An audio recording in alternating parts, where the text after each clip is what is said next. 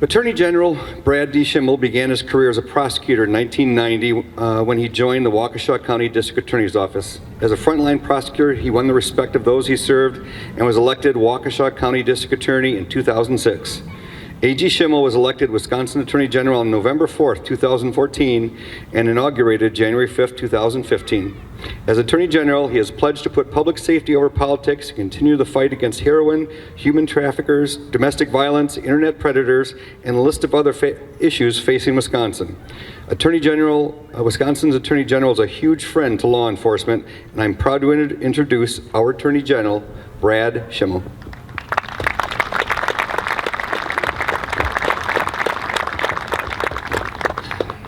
Good afternoon. I'm in my 28th year as a prosecutor in Wisconsin, and it has been such a privilege to be able to serve alongside the incredible men and women of our law enforcement of Wisconsin, and it is a great honor for me to be able to participate in remembering the service of fallen members of a profession for which I have such deep admiration. I'm thankful that we've gathered here today as a community to honor those who died in service of us all. It has been a difficult year for law enforcement since Law Enforcement Week of 2016, just a year ago. In that time, Wisconsin's lost 4 beloved guardians in the line of duty. Of course, Town of Salem officer Josh Ventura, Rusk County Deputy Dan Glaze, Everest Metro Police Detective Jason Weiland, and Wisconsin State Trooper Anthony Borostowski. I had the privilege to meet all of their families and to hear their families and colleagues share glimpses into the remarkable person and public servant each was. But none of their remarks were what most people might think. No one reflected on how good any of them were at disarming bad guys, taking down doors, or getting confessions. No one talked about how good they were on the firearms range. That's what people tend to think of when they think about law enforcement, but it's not what you hear when family and colleagues remember a fallen officer. No, instead, everyone reflects on the person, the human being behind the badge. For example, when Public Safety Director Shortis shared at Josh's funeral a story about Josh's contact with a young boy not long before his death. And please bear with me if I get some details wrong. I'm working off of memory from his remarks, but as I recall it, Josh had seen a young boy at the end of a driveway, and his big wheel was there with him, and the little boy was trying to reach into the mailbox. He was on his tiptoes and he couldn't quite get there. And Josh stopped. He helped the boy get the mail, and Josh stopped to help. As I listened to everyone at Josh's funeral last year, the phrase "Josh stopped to help" pretty much summed up what we heard from that day from the people who knew him well. We heard about his passion for serving his community. He wanted to be a police officer since he was a child, and he worked hard to get there. As the chief said, he ended up being class president of his class at Gateway Tech. Everyone reflected about how he did it because he wanted to serve, and serve he did. He made us all proud. At Rusk County Deputy Glaze's funeral, it was heartbreaking to see his wife holding his infant daughter. She won't remember even knowing her dad. But we heard about a dad there that was so devoted to his kids. And while that was going on, his about 5-year-old son was playing on the floor quietly throughout the funeral service. He didn't really seem to understand yet that his dad was never coming home. The photos they showed at the funeral portrayed a man who loved his wife and children. They showed a man volunteering at local pancake breakfasts for charity, a man deeply connected with the community he swore to serve. When I met Everest Metro Police Detective Jason Weiland's wife and his 10 and 12-year-old daughters, I was holding it together pretty well at first. Then his wife shared that their 12-year-old would be giving the first eulogy at the funeral service. I could not have imagined when I was 12 speaking to thousands of strangers, much less being the keynote speaker at my dad's funeral after he was suddenly and violently shot by a man who'd already murdered 3 people that day, and still her dad rushed in. What a picture of courage I saw in that family. That little girl spoke before thousands of people. Her courage rendered me speechless. Her dad must have been so proud. And again, the photos we saw were all, and the reflections we heard from people who knew Jason, were all about the human being behind the badge, who loved his family, friends, and community, and he gave his life to serving that community.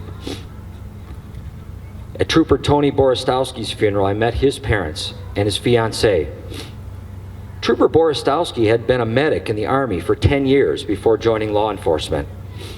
He'd served several tours in combat overseas.